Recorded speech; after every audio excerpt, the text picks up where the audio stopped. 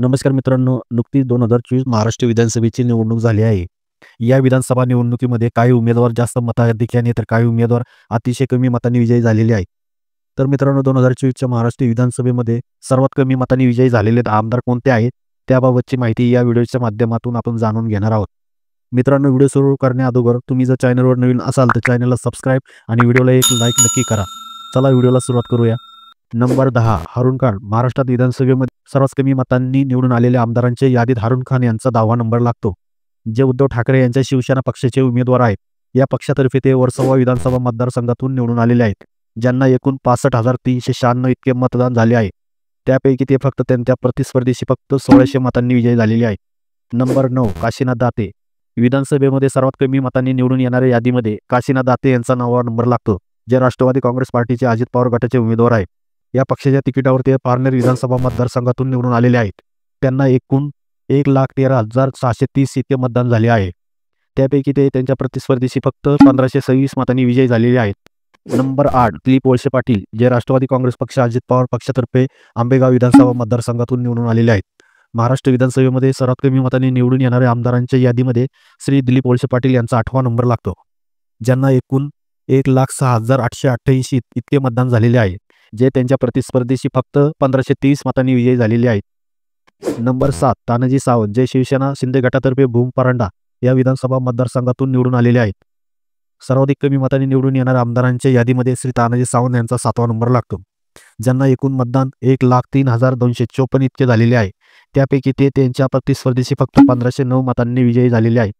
Number 6 Rohit Pawar. जे Rashtrawadi Congress party Sharad Pawar पक्षातर्फे कर्जत जामखेड या विधानसभा मतदारसंघातून निवडून आलेले आहे.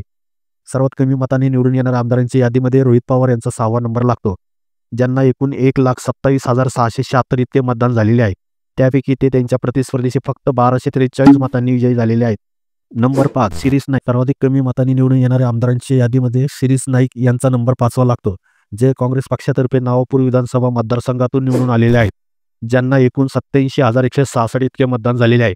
त्यापैकी ते त्यांच्या प्रतिस्पर्धीशी फक्त 1121 मतांनी विजयी झालेले आहेत. नंबर 4 संजय गायकवाड. जे शिवसेना पक्षाकडून बुलढाणा विधानसभा मतदारसंघातून निवडून आलेले आहेत. सर्वात कमी मतांनी निवडून येणाऱ्या आमदारांच्या यादीमध्ये संजय गायकवाड यांचा 4था नंबर लागतो. ज्यांना एकूण 91,660 इतके मतदान झालेले आहे. त्यापैकी ते त्यांच्या प्रतिस्पर्धीशी फक्त 841 मतांनी विजयी झालेले आहेत. नंबर 3 मंदा म्हात्रे. महाराष्ट्रात सर्वात कमी मतांनी निवडून येणाऱ्या आमदारांच्या यादीमध्ये मंदा म्हात्रे यांचा 3रा क्रमांक लागतो. ज्या बेलापूर विधानसभा मतदारसंघातून भारतीय जनता पार्टीच्या तिकिटावर निवडून आलेले आहे. ज्यांना एकूण 91,852 इतके मतदान झालेले आहे. त्यापैकी ते त्यांच्या प्रतिस्पर्धीशी फक्त 377 इतक्या मतांनी विजयी झालेले आहेत. नंबर 2 नाना पटोले. जे काँग्रेस पक्षाच्या तिकिटावर साकोली विधानसभा मतदारसंघातून निवडून आलेले आहेत. सर्वात कमी मतांनी निवडून येणाऱ्या आमदारांच्या यादीमध्ये नाना पटोले हे नंबर 2 वर आहेत. त्यांना एकूण 96,795 इतके मतदान झाले आहे. त्यापैकी ते त्यांच्या प्रतिस्पर्धीशी फक्त 208 मतांनी विजयी झालेले आहेत. नंबर 1 मुफ्ती मोहम्मद इस्माईल अब्दुल खलीफ. महाराष्ट्रात सर्वात कमी मतांनी निवडून येणाऱ्या आमदारांच्या यादीमध्ये मुफ्ती मोहम्मद खलीफ यांचा 1ला क्रमांक लागतो. जे MIM या पक्षाच्या तिकिटावर मालेगावमध्ये या विधानसभा मतदारसंघातून निवडून आलेले आहेत. त्यांना एकूण 1,09,653 इतके मतदान झालेले आहे.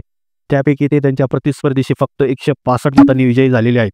तर मित्रांनो आज आपण महाराष्ट्र विधानसभेमध्ये सर्वात कमी मतांनी निवडून आलेले 10 आमदार कोणते आहेत याबद्दलची माहिती जाणून घेतलेली आहे. धन्यवाद.